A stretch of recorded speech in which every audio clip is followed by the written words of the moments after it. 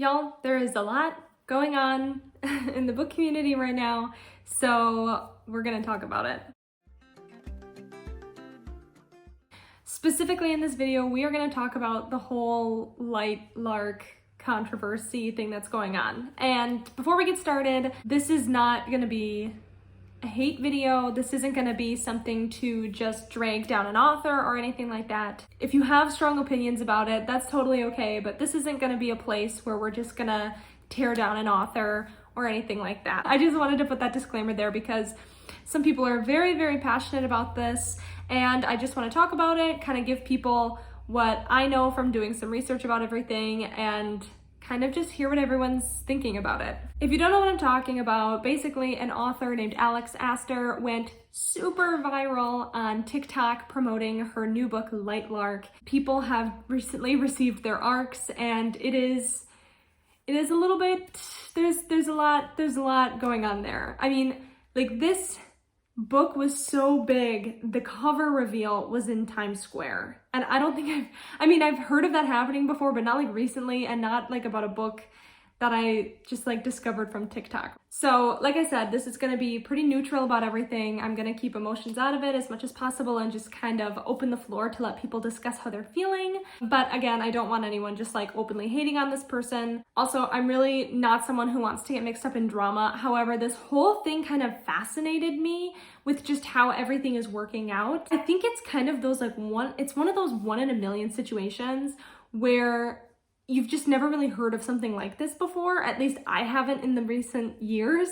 And so I just think it's interesting to talk about and hear what everyone else is thinking about. Like I said, this isn't to like stir the tea or anything or like start drama, but the whole situation is really interesting. Lightlark is written by Alex Aster. She is 27 years old, and this book comes out on August 23rd of this year, so like next week. Alex is an indigenous Latina author who went viral on TikTok promoting an idea for her book, Lightlark, about an island that appears every 100 years where the rulers of 6 realms have to fight to the death, basically, to save their people. After sharing this video idea, it blew up to 1.8 million views in like a day. And by the next week, she had a book deal. She's also at like 950,000 followers on TikTok and is really good friends with Chloe Gong, Adam Silvera, and Dustin Thau, who are all like really popular book talk authors as well. This is going to be her YA book debut. She did write and publish a series called Emblem Island back in 2021. And I feel like that one was doing fairly well. Like, they have like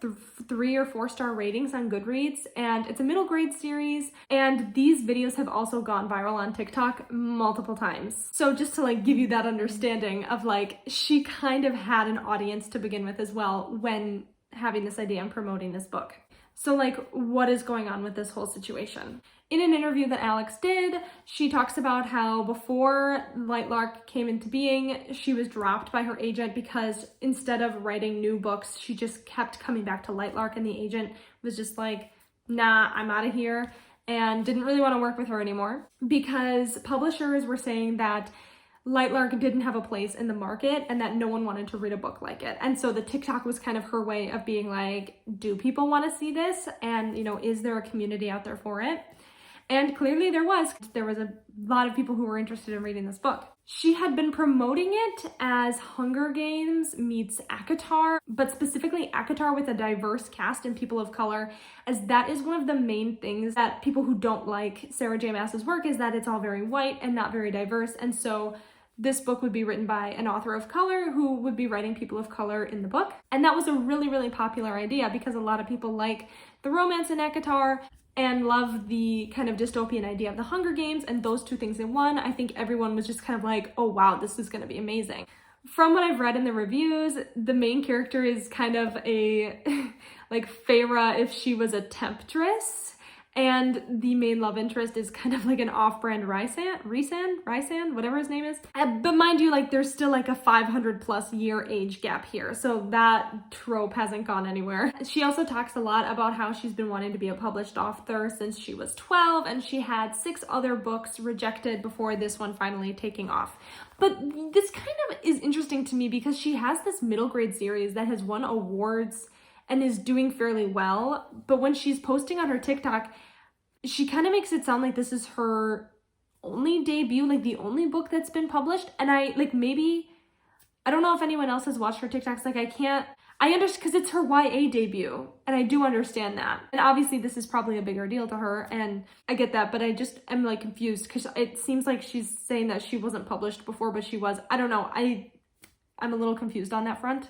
Okay, so what's the controversy here? Like, what is everyone so upset about? Why is everyone so up in arms about it? Well, when Alex was promoting her book on TikTok, she used a lot of kind of scene snippets or lines from this book that kind of got people excited because they were like, oh my God, that sounds like ACOTAR. This is like really spicy, romantic. This is going to be a really great book for me. And when the arcs came out, people were confused because these scenes were no longer in the book. And Alex has been commenting on these videos and replying to them saying, no, they are still in the book. One, the arc is not complete and is missing pieces and scenes. And two, some of the scenes are just completely rewritten, and so you won't recognize those quotes anymore. I do believe that that's probably true. It is interesting though that you're using specific quotes to promote a book and then those quotes don't show up anywhere in the book. That just is weird to me as a reader. I'm a writer, but I have not published anything, so I don't know how that works with the publishing company or the editor or anything like that. I just think it was interesting, and I think a lot of readers were feeling a bit misled because they bought it with these quotes in mind and then they didn't even show up. So when the arcs, I don't know when the arcs went out, but a lot of the reviews have been coming in recently in the past couple of days, and this is kind of where things get wild because I think it had like a 4-star rating up until like 2 days ago, and today it dropped to 2 stars, like a 2.8 rating. And it was, when I was looking at it yesterday, it was like a 3.6. So that just kind of shows you like what is going on. Almost half of the reviews right now are sitting at 1 stars, and that's just wild. And I do think a lot of that is coming from people who haven't read the book, but are kind of feeding on the controversy and the hate, and they're just rating it 1 star, which that's not really cool, guys. That's not something that you should really be doing, because reviews are really important when it comes to promoting a book, of like being genuine, whether it was good or bad. And I'm not saying that you shouldn't rate a book 1 star if you really hated it, but if you haven't even read the book, that's just not a good look. She also received a 7-figure movie, they're calling it a movie deal, where a company, I think it's Universal, bought the rights to her story for 7 figures. And everyone's been freaking out about it. They're wondering how they can already be turning it into a movie when the book hasn't even come out yet.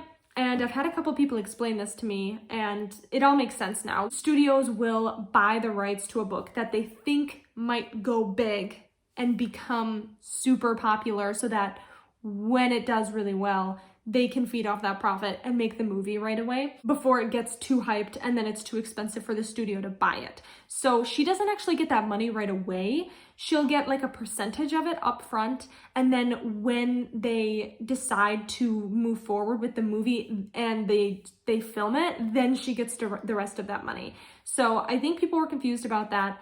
But the one fishy thing about it, because that's all good and fine, there's no issue with that there, this happens all the time. The one fishy thing with it is that they've been promoting it as if it's already been like cast and coming out, and we know that that isn't the case, which is just interesting because it's like, is there something that they're not telling us? Is there a movie already coming out and in the works? I don't think she's necessarily wrong for that. I just kind of wonder where that's coming from, because just because they bought the rights to your story doesn't mean that it's going to happen. Like, we see this happen all the time, where they tell us we're going to get an adaptation of a really popular book and then it just falls through somewhere and we just like never hear about it again. Like, that happens all the time. Times where they don't even announce that the rights have been sold to anyone and it just like falls through. But I digress. That's like the one fishy thing about it. It's just a little bit weird, but I don't think she's like wrong for doing that. She's very excited about it. Like, I would be too.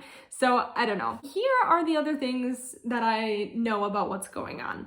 So one of the other things of the people leaving reviews with the arcs is that they were promised ACOTAR with a diverse cast and people of color in the book, and they are saying that that is just not the case. So in a comment, I saw Alex had mentioned that 1 out of the 3 main characters is a person of color, and 2 out of the 6 main rulers are also people of color. And people are saying that that did not live up to their expectations of what they were expecting from someone who was promoting their book on the fact it was going to be diverse. personal opinions out of it. It's going to be up to you to decide whether or not that you think that that's good representation or diverse representation. 2 out of 6 is better than 0 out of 6, I suppose. I haven't read the book, so honestly, I can't tell you like what the deal is there, but that is the fact that I know about that and the diverse factor that people are kind of upset about. I know nothing about LGBT representation. I don't know if that's something that's in the book at all, so there's that whole thing. A lot of the reviews are also mentioning that on TikTok, she's kind of been promoting this as like really ACOTAR heavy, very romantic, very spicy. Like one of them was about the guy like unzipping her dress and stuff like that. And they're like, that was not in here. And the thing is, it's a YA book, so technically it shouldn't be in there. But then at the same time, she was promoting that it was, and like putting quotes in from her book with all of this spicy content, promising certain things, and I think people were just feeling really let down by it. I think then it shouldn't have been YA. I think they should have just gone in with new adults, and I don't know who decided what to cut and what to keep. Like, I don't know if it was an editor being like, we can't keep this so spicy because we're gonna promote it as YA because that's where it's gonna do better because of the Hunger Games ACOTAR. But then you get into the whole thing where ACOTAR technically shouldn't be YA either.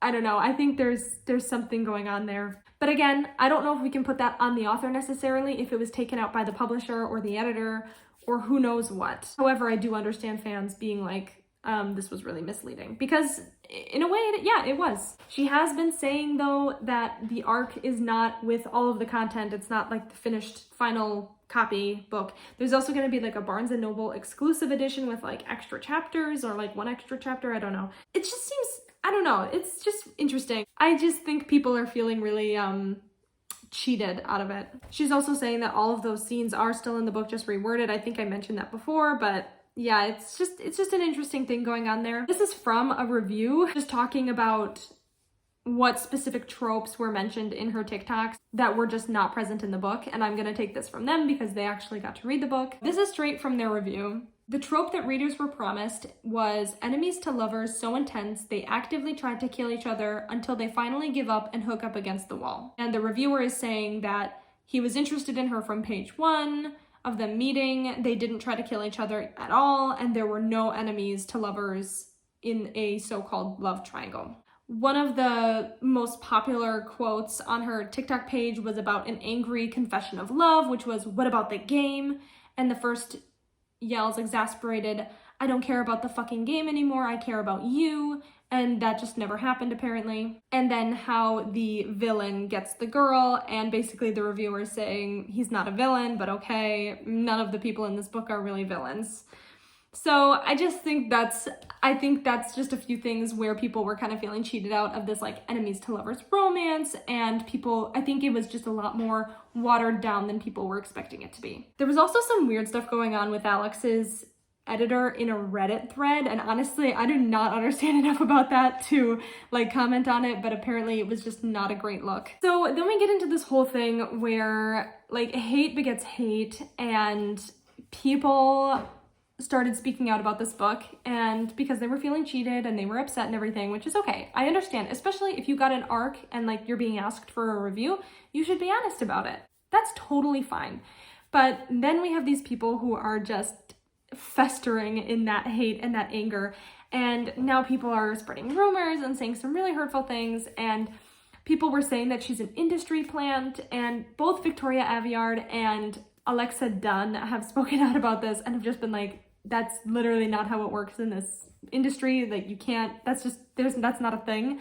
And people were also talking about her privilege and how she should have been more upfront about it, because she kind of promoted this story of her going from rags to riches and how, you know, this was gonna save her and everything, when in reality, she comes from money. I think both of her parents were very wealthy, whereas most writers are working full-time and also trying to write on the side as like their side hustle, like dream that they're going towards. And the thing is, I do understand that, and I do understand how frustrating that is, because it really is frustrating. But I don't think they necessarily have to owe you upfront how much money they have. Like, that would make me uncomfortable as a person if people were asking me how much money I had, if and if that would determine whether or not they would support reading something I wrote. I don't know. It's kind of a really touchy subject because I think people, again, are kind of feeling lied because she put on this story of, she didn't say this, but, you know, people, it kind of made it seem like, you know, if this book doesn't sell, she's not going to make her rent next month. And that just really wasn't the case.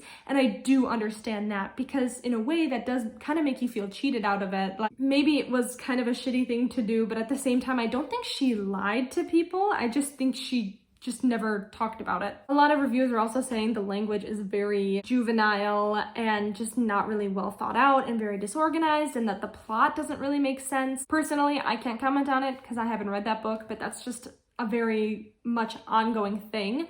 But this kind of makes me go into my next thing, where we need to talk about how fast this book is getting published. Books take years to go from the author finishing it to it being a book. And this book is happening in under a year and a half from her posting a TikTok, which is just crazy fast for something like this. So it kind of makes me wonder if this needed to go through a couple more rounds of editing. They just wanted to get it on the shelves because of the hype. And I think maybe that's where the downfall is with this, where they could have spent more time putting the pieces of the world together and working on the flow of the dialogue and everything. And they just maybe didn't, because they were like, it's hyped right now, we have to get this out on the shelves right now. And it makes me wonder if that maybe is part of the problem. And that's, again, really not on the author, that's on the publishing house and the people just like rushing the product out to make the most amount of money. At the end of it all, I just think, you know, we need to choose what books we want to read carefully. Honestly, it's hard to form an opinion before reading it myself. I probably won't be reading it though. Honestly, the premise barely interested me, and after reading reviews, I personally was turned off from it. But I think everyone should make that decision for themselves and not let the hate that people are kind of throwing against the wall right now just justify whether or not they're gonna absolutely just rip apart this book or not. So I'm a big believer that like most stories have an audience for them, and I hope that this book does find the right audience. But yeah, the thing is, this book isn't necessarily inherently problematic. I haven't heard any of the reviews saying that any single part of this was problematic or racist or anything like that. And so part of me is like, this is just people shitting on bad writing, which is totally fine. But like, I've read books with bad writing before, and it does not get the amount of hate that this person is getting. I mean, like, ever since this was happening, so many pre-orders have been canceled. People are just like, even when I get my book, I'm not gonna read it. Like, this has like spun a wild thread, and it has gone so far beyond, and I have never heard of something like this happen in the recent years with a book. Honestly, I really look forward to hearing more thoughts once the book is actually out and we hear like what maybe the missing scenes were, or what the changes are from the arc to the actual book, or if there even were any. I'm kind of curious about it, and I want to know what people think, but I personally probably will not be reading it myself. Let me know down below what your thoughts are on this. Do you think that the book deserves the hate that it's getting? Are you as confused as I am about everything that's going on? Do you think that the author was wrong in the way that this book was being promoted on TikTok, or do you think this was more maybe the publisher's fault? Also, let me know down below if you pre-ordered this book or if you plan on reading it, because I would love to know your thoughts on it if you do. And that's all I have for you today. As always, thank you so much for watching. If you enjoyed this video, please give me a like and subscribe to my channel. I hope you have a great rest of your day, and I can't wait to see you in the next one.